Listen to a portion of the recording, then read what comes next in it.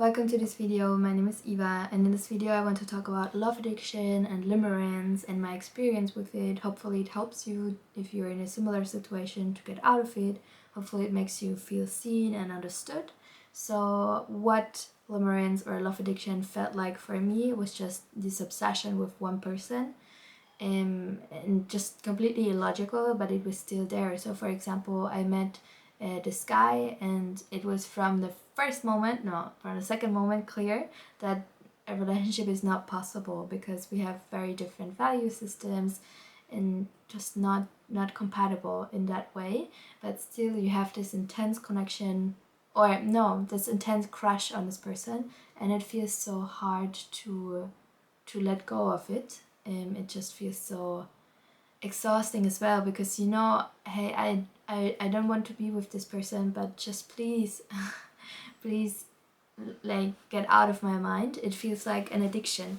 And that's also the thing about it, is that it is I mean, I'm not a psychologist, but psychologist says that it's comparable to an addiction, to a real addiction. For example, addiction to alcohol or another drug. And so really intense. The same receptors in your mind are impacted by it. So it feels very strong. And why does it happen? I mean, I think most people it happens because of childhood and their upbringing. I mean, for me, it was just because in my relationship with my dad, I felt like my dad was not really emotionally available. He was just not there. Like, he was there, but he was, I don't know, I just felt like I didn't feel seen, and he was just, it felt like more like a roller coaster, like working for love, get it, the love, then not get it anymore. So huge roller coaster. And so basically I grew up in that environment, so I grew up with that addiction for love, like to try your whole life to work so hard for that love, and you never get it.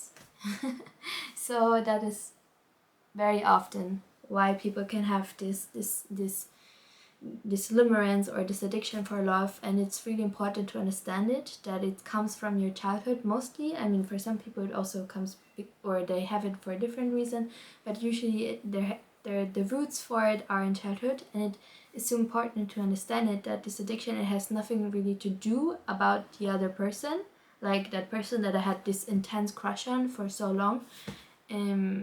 It's not about them, it's really about you and your childhood. So that is important to understand it, and how to get out of it.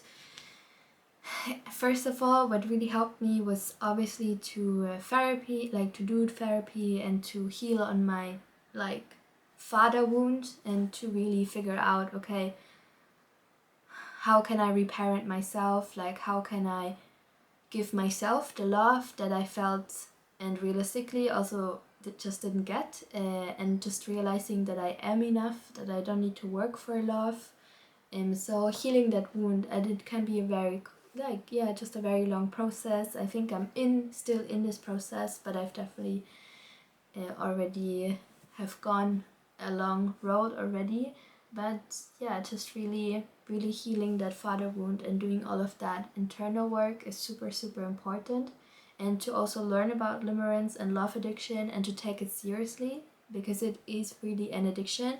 And it can, like any other addiction such as drugs or alcohol addiction, it can completely destroy your life. Because imagine you are in a healthy relationship with a healthy partner, you have children, and then suddenly a person who maybe is similar to your dad, so not really available, sometimes gives you love, sometimes not really, comes along, and you just have this intense desire for this other person. So you maybe cheat, or you break up with your amazing husband, and you break your family in some ways, just to be with this other person. And of course this other person is just not available for you, so you end up alone, and you hurt yourself, you hurt your children, you hurt your partner. So it's really important to take love addiction or limerence seriously, to understand that it has mostly nothing to do with this other partner, with this other person who is your object of limerence, but it has a lot to do with yourself. So that is really, really important, and it takes away, like, yeah, it just takes away, because I think some people, they say, oh, this person is my soulmate because this connection is so strong, when in reality it's just limerence. It's just that this person maybe has those traits that your parent had, or your parents has, so that's why you're attracted to them, and it's absolutely not a right connection, like not a right fit, but that's why it feels so explosive. But it doesn't mean that you're right for each other. It just means that your subconscious patterns are, yeah, are just how do you say in English, are just triggered. So yeah, that's really, really important to take it seriously, to understand that it is an addiction, and you have to just really cut contact with that person that you have this intense crush on. So that really helps me to, because I know I don't want to be with this person, I just want this person to get out of my mind. So what I did was to have no contact with this person, to just say, okay, I will avoid all contact if possible with this person, not text, not watch them on social media, just kind of also block them just out of my mind, not go to events where this person could be. And after some month, or for some people some years, it can get better and you can get over this crush. And then you get over this crush, and then you look back and you meet that person again and you think, what, like, there's no, it didn't make any sense. So really, really important to go no contact, or to go really, really minimize that contact to that person that you have that unhealthy crush on. That's really important. Therapy and internal work is important. And also, if you have a partner, communicate openly with your partner about it. So if you're, for example, in a long-term relationship or a marriage, and you have that intense crush on another person, to communicate with your partner, hey, this is what is going on. I have no intention to be with that other person. I know it's just because my childhood wounds are triggered by that person, but I have no intention with it. So it can also help you to let go of all that internal pressure, and just say, hey, this is how it is, but obviously I have no intention to do anything with it. And if you have a partner that is supportive, you can just really talk with your partner about it. Another thing that can help is to go through grief. So that's also part of that internal work, to recognize, okay, I will just never get that love from my dad, he's not capable of it. Or if you have maybe issues with your mom or whatever, to really accept your past. That can help a lot with limerence, or with this love addiction, to just grieve it. And so just say, okay, this is how it is, this is the reality of it, and my childhood was not so good in that way. Just accept reality for it, and then really just ride the emotion. So if you have that intense feeling that you want to text that person that you have this intense crush with, even though you know he's not right or she's not right for you, to just try to breathe, try to distract yourself, try to say, okay, I'm not gonna text him or her in the evening. If I want to text him after 10 days, I can still do it. So kind of find your ways in order not to break that zero contact. That's really important. Or also maybe you want to learn about how people manage their addiction. So maybe breathing exercises can help, and that can all help.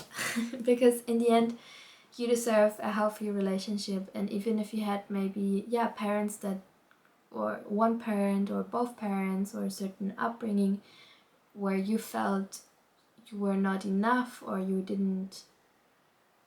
were not maybe treated right or something like that, still when you're an adult you deserve healthy relationships, and you deserve to be in a relationship that is healthy, that is stable, that is like where two partners like each other. So you really deserve it. So to sum it up, the most important thing I think for me in this whole learning about limerence and love addiction is to realize that it is an addiction. So don't joke around with it, and take it seriously. It was never your fault that you got this addiction. It was just because of your upbringing.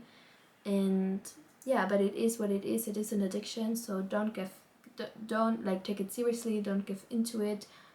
Heal your wounds and do this internal work, because if not, it can really, really destroy your life. So that was the video for today. If you have any experience with love addiction or this intense crush or whatever, just write it down in the comment section. And yeah, I'm really curious to learn about your experience as well.